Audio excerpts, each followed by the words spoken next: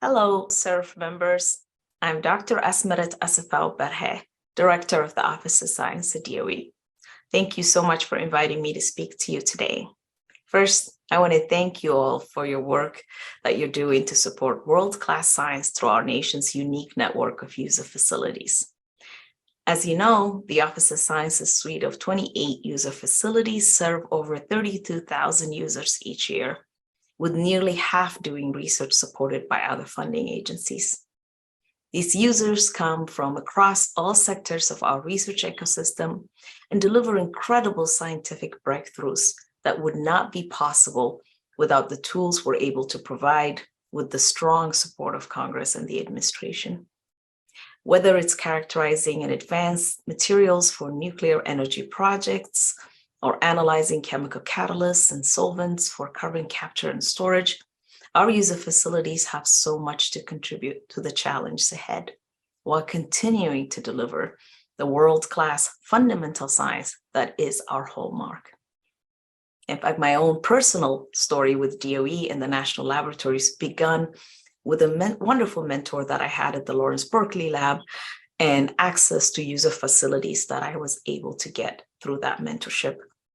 I spent incredible time at the Environmental Molecular Science Lab at Pacific Northwest National Lab, where I was able to apply advanced spectroscopic tools, in particular solid state NMR, to study the composition of soil organic matter and understand how the composition of organic matter in soil changed in response to environmental perturbations, and later on also apply the capabilities available at the Center for Accelerator Mass Spectrometry at the Lawrence Livermore National Lab for radiocarbon dating of the soil's carbon reserve so that we can understand how fast carbon turns over in the Earth system, in particular in soil, and determine its persistence, how long carbon can stay in soil and away from the atmosphere. I remain very inspired also by how the user facilities, in addition to supporting basic science, continue to make tangible contributions to people's everyday lives, from developing COVID-19 vaccine and antiviral treatments to responding to real-world problems like the Deep Horizon well failure and the Fukushima nuclear event, and developing a better understanding of increasingly severe weather events, and so much more. And our user facilities can and must play an instrumental role in helping to achieve our ambitious climate goals and deliver U.S. science technology leadership long into the future. Here we have an opportunity to work with our partners across the department to ensure that the user facilities and our broader DOE science programs are right there with the deployment teams, capturing new science challenges and delivering solutions like building better batteries to more efficient wind farms. The Department of Energy has also launched 6 exciting new energy Earthshots, inspired by President Kennedy's moonshot idea from the 1960s. These energy Earthshots set audacious goals meant to drive major innovation breakthroughs that are needed to solve the climate crisis and help us reach our 2050 net zero carbon goals. They include capturing and storing carbon, producing hydrogen, delivering clean, renewable geothermal power, advancing long-duration storage, delivering on the potential of offshore wind, and making productive use of industrial heat to decarbonize industry.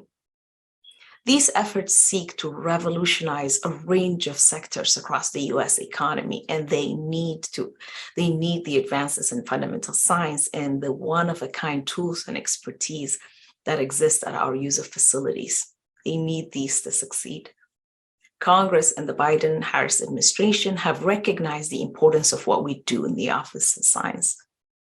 The recently passed Inflation Reduction Act has provided us more than $1.5 billion towards projects across the lab complex, including for upgrades to many of our user facilities. And the Office of Science received a robust and comprehensive authorization in the Bipartisan CHIPS and Science Act. And at the top of my agenda Cutting across everything we do is working to secure appropriations that meet the robust authorization levels in CHIPS and Science Act for the Office of Science. These increased funding would enable so much of what we all want to achieve, helping us to drive the frontiers of science across disciplines and develop a strong 21st century STEM workforce that's rooted in principles of belonging, access, justice, equity, diversity, and inclusion. It is incredibly important to me that during my tenure, the Office of Science will make substantial improvement in the participation of folks from historically underrepresented and minoritized communities in our programs. We have launched new programs such as Renew and FAIR, where Renew stands for Reaching a New Energy Science Workforce, and FAIR stands for Funding for Accelerated Inclusive Research, both meant to advance clean energy, climate, and environmental justice. These two new equity efforts are laser focused on engaging students and researchers at institutions that had historically been underserved in the portfolio of activities that we support at the Office of Science. They aim to broaden access to the unique opportunities for research and training that our office and national lab systems have to offer. We know well that we cannot simply say we have opened the door.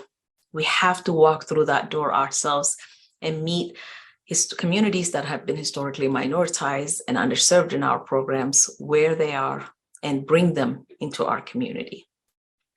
This is an area where I think the incredible group here at SSURF can truly help us deliver on these goals. We need you to join us in broadening your outreach, engaging those communities that may have been left behind, and helping us welcome others in and provide them a seat at the table.